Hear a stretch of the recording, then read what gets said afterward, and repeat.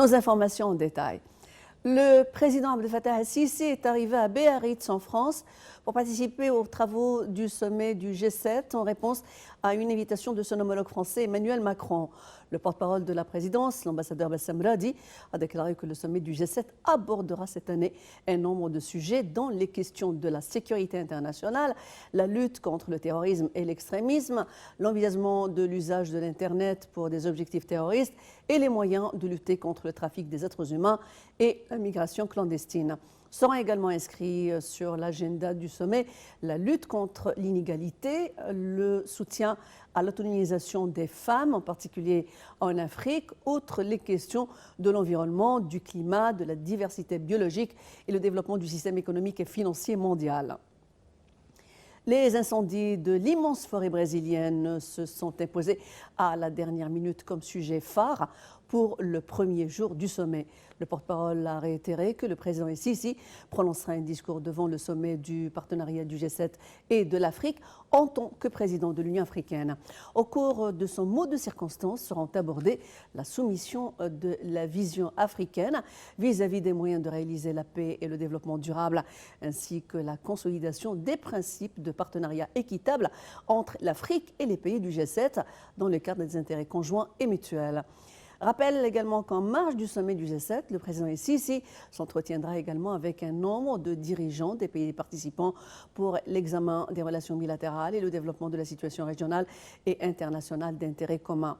Il est à noter également que l'invitation du président égyptien au sommet du G7 reflète le rôle important joué par la République arabe d'Égypte sur la scène régionale et africaine. Et au milieu de préparatifs de sécurité intensive, un grand nombre de présidents et de chefs d'État se retrouvent en fin de journée à Biarritz pour participer au sommet du G7 de 3 jours. Parmi les participants, le président américain Donald Trump, la chancelière allemande Angela Merkel, le premier ministre britannique Boris Johnson et des représentants de l'Union européenne, des Nations unies, du FMI et de l'Organisation mondiale du commerce. Le Premier ministre nippon Shinzo Abe est arrivé également pour participer aux travaux du sommet. Le chef du pays hôte, Emmanuel Macron, accueillera les participants au sommet lors d'un dîner. Il est également à noter que la France est à la tête du groupe des 7 pays les plus industrialisés, le G7, après le Canada, en 2018. Le président du Conseil européen, Donald Tusk, a pour sa part qualifié les réunions du sommet du G7 d'une difficile épreuve pour l'unité du monde et ses dirigeants. Au cours d'une conférence de presse, Tusk a ajouté que les réunions du G7 pourraient trouver des solutions aux défis mondiaux et qu'elles seront concentrées à mettre fin aux conflits sans signification. M. Tusk a finalement réitéré que les réunions de cette année pourraient être la dernière chance pour la récupération du groupe du G7 de son élan politique.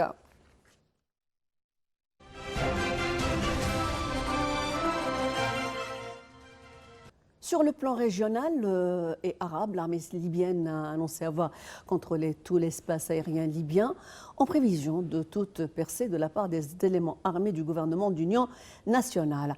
L'armée libyenne a également déclaré la ville de Morzouq, située au sud de la Libye, comme zone d'opération militaire, tout en considérant les éléments des groupes armés cibles légitimes pour l'aviation libyenne. L'armée libyenne avait annoncé la destruction d'un dépôt utilisé pour la maintenance et la réparation des avions de combat à Misrata. Le site ciblé était l'endroit où des avions et des drones étaient équipés pour mener des opérations de combat contre les forces armées, selon l'armée libyenne. Les forces syriennes ont encerclé un poste d'observation de l'armée turque près de la province d'Idlib à la faveur d'une offensive contre les terroristes et les rebelles qui accentue les tensions dans le nord-ouest de la Syrie en guerre. Hier, les forces syriennes ont repris plusieurs localités du nord de la province de Hama, dont celles de Kfar Zeta et de Morek, où l'armée turque dispose d'un poste d'observation selon l'Observatoire syrien des droits de l'homme. Selon l'OSDH, les forces syriennes ont déployé à seulement près de 200 mètres du poste dont dispose la Turquie, frontalière de la province syrienne d'Idlib, et soutient des groupes rebelles dans la région. Des éléments armés inconnus ont tiré le feu sur un bus transportant des guides touristiques à proximité de la ville jordanienne de Petra, qui est considérée comme une destination importante pour les touristes, selon l'agence de presse jordanienne Damoun. Selon des sources sécuritaires, l'incident n'a pas fait état de blessés, sauf des dommages causés au bus. Aucune partie n'a revendiqué la responsabilité de l'incident. La direction des opérations conjointes en Irak a annoncé le lancement de la 4e étape de l'opération baptisée La volonté de la victoire, qui est menée par l'armée irakienne contre l'organisation terroriste Daesh pour purifier des régions de la province d'Al-Anbar. Le commandant adjoint des opérations militaires en Irak a pour sa part déclaré que l'opération inclut l'inspection et la pleine purification du désert et de certaines zones de vestiges armés de Daesh. Le commandant des gardiens de la révolution iranien a déclaré que son pays avait testé un nouveau missile, soulignant que l'Iran serait toujours un terrain d'essai pour plusieurs systèmes stratégiques et de défense.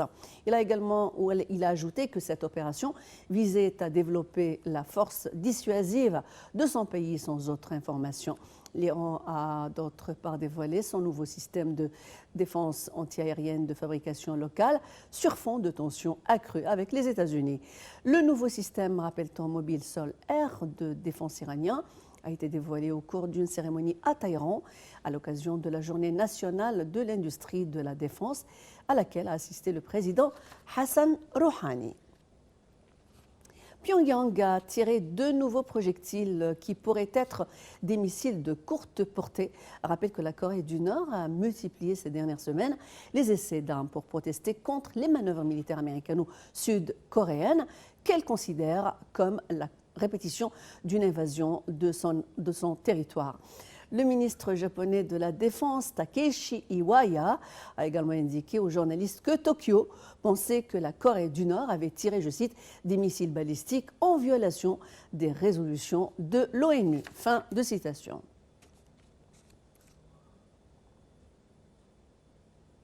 « 25 éléments armés du groupe Mullah Shoaib ont été tués dans un cadre taliban dans la province de Balkh, au nord du pays, selon les forces afghanes. Les forces de la sécurité ont tué des éléments armés lors d'opérations menées dans un nombre de villages. C'est ce qu'a rapporté l'agence de presse afghane dans un communiqué de l'armée. Les forces de l'ordre ont également tué 2 autres éléments des talibans au cours de la même opération dans la région afghane de Shahar Polak.